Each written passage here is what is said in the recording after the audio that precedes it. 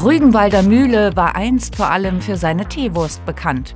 Heute ist die Traditionsfirma Marktführer bei fleischlosen Produkten. Kein Widerspruch, das zumindest soll die Werbung vermitteln. Aber machst du auch ein paar Veganer? Für mich mit Fleisch, bitte mit. Doch was verbinden Verbraucher mit der Marke? Vegetarische Ersatzprodukte natürlich. Ist das nicht die Leberwurst? Ja, ne? Leberwurst, Kindheit. Teewurst. Rügenwalder Mühle. Lecker, Land, Wurst.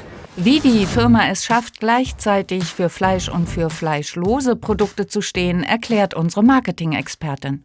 Also es geht ja nicht darum zu sagen, Fleisch ist schlecht, sondern es geht darum zu sagen, wir lieben Fleisch. Und damit haben sie so ein bisschen niemanden auf die Füße getreten. Sie haben gesagt, wer Fleisch essen mag, kann das tun. Und wer aber gerne Fleisch essen möchte, aber ohne Tiere zu essen, der kann das auch tun.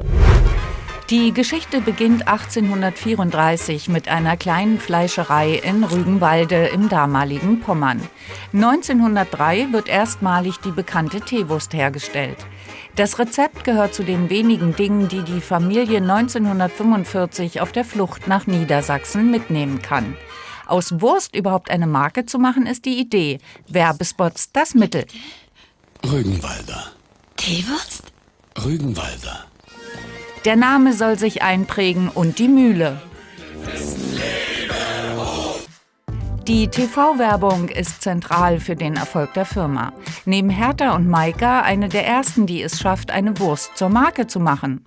Also man muss ja sagen, dass das damals mit dem Ritter auch schon wahnsinnig radikal war. Ne? Ich glaube, da war irgendwie eine riesen strategische Entscheidung dahinter. Die haben vorher unglaublich viele Wurstprodukte gehabt und haben gesagt, machen wir nicht mehr. Wir kürzen das radikal runter, machen ganz wenig und schnappen uns ein paar Signature-Produkte, wie man das vorhin sagt, wie diese Teewurst, die haben, die mit der Mühle, ne? und setzen da den Fokus drauf.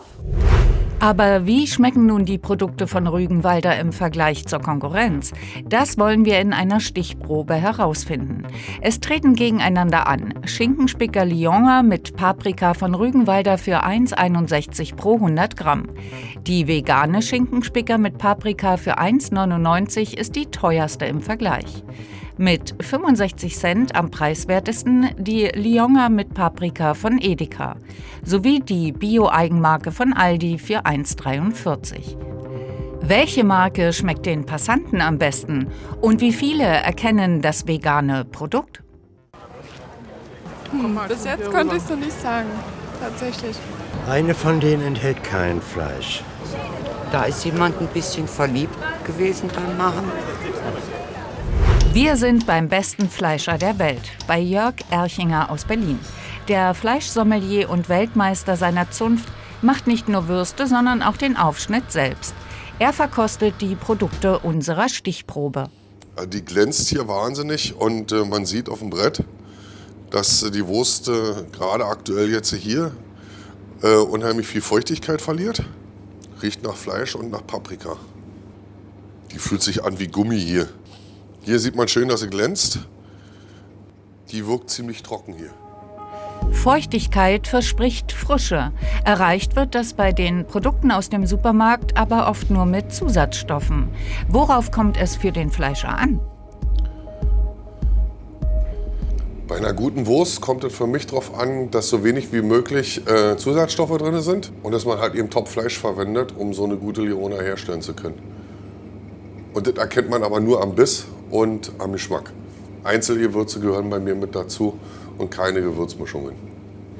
Beim Verkosten schaut er sich auch die Konsistenz der Wurstscheiben an. Die lässt sich leichter zerreißen. Ist für mich eine höhere Qualität als diese Gummigepamse hier. Die ist sehr fest. Es ist schon wieder künstlich fest. Also wenn ich eine kaufen sollte, würde ich mich wahrscheinlich für die entscheiden. Sein Favorit das Bioprodukt von Aldi. Den veganen Aufschnitt darf er nicht kosten, da der Spuren von Gluten enthalten kann, was er nicht verträgt. Seine Mitarbeiterin springt ein. Wahnsinnig überwürzt. Also ist wirklich extrem viel Würze drin und wenig diesen Geschmack, den man so kennt von Paprika Lyoner. Die Inhaltsstoffe kritisiert auch Ökotest im November und vergibt zweimal ein mangelhaft. Der Salzgehalt sei zu hoch, die Produkte enthielten Spuren von Mineralölbestandteilen, Aromen und den Stoff Carrageen. Den hält Rügenwalder allerdings für unproblematisch. Traditionell gab es im Sortiment von Rügenwalder Mühle nur Fleisch- und Wurstwaren, heute noch 21 Produkte. Zuletzt flog die Currywurst raus, um Produktionskapazitäten für mehr fleischlose Produkte zu schaffen. Davon gibt es heute 35 verschiedene. Angefangen hat man 2014 mit den ersten beiden vegetarischen Produkten. Und wie kommen die an? Ich glaube, sowas wie Mortadella oder sowas. Ja, die gibt's vegan. Die schwenken jetzt um auf vegan. Und bei vegan kriegen wir, manchmal kriegen wir schon Allergiepickel. Ich probiere eher die veganen Sachen aus, wenn die angeboten werden. Als Fleischproduzent Marktführer für Fleischverzicht zu werden, ist ein mutiger Schritt. Also ich glaube, dass man diesen Familienbetrieb in diesem radikalen Wandel spürt. Ne? Also weil das muss man erstmal machen.